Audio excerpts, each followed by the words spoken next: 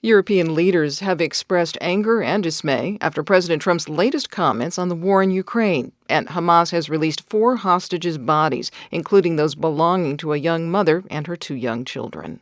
Good morning. I'm Corva Coleman from NPR News, and here are today's top stories. European leaders have expressed anger and dismay after President Trump labeled Ukrainian President Volodymyr Zelensky a dictator.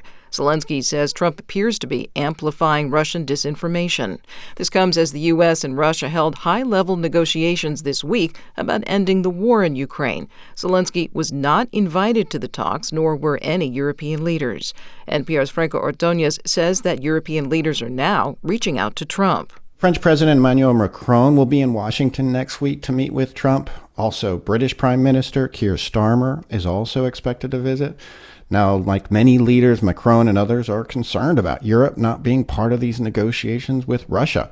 The big worry across Europe is that even if a deal is reached, it won't be lasting, and that Russia will likely invade again, and possibly another European nation. NPR's Franco Ordonez reporting.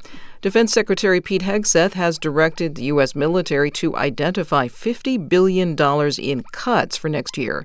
NPR's Ryland Barton reports the order comes as the Pentagon braces for layoffs. The cuts would shift funding to Trump's priorities, which include securing the country's borders, building a so-called Iron Dome for America missile defense system, and ending, quote, radical and wasteful government DEI programs. That's according to a statement from Pentagon spokesman Robert Salisis. The cuts amount to about 8% of the Defense Department's $850 billion budget. The move could rankle congressional Republicans who have been pushing for increases in defense spending in recent weeks.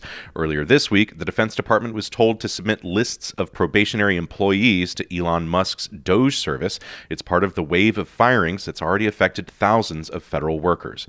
Ryland Barton, NPR News. The Defense Secretary has ordered an end to all agency celebrations linked with identity months, such as Black History Month, ongoing now. The Trump administration is rooting out DEI programs. Meanwhile, President Trump himself will host a reception at the White House today, honoring Black History Month. The Palestinian militant group Hamas returned the bodies of 4 Israeli hostages today. They include 3 members of the Bibas family who became a symbol across Israel. NPR's Hadil El-Shelchi reports. A large crowd of Palestinians gathered at a ceremony in the city of Khan Yunis, south of Gaza, to watch the 4 coffins transferred to the International Committee of the Red Cross.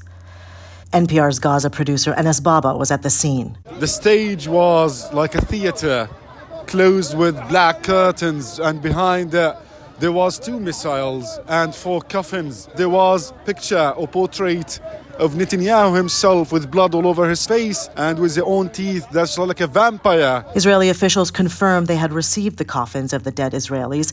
They said the bodies would undergo forensic testing to confirm the identities. Hadil El-Shelchi, NPR News. It's NPR.